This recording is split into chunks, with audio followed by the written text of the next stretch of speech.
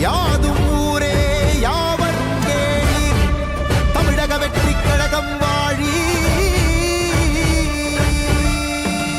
புதியதோர் விதியொன்றை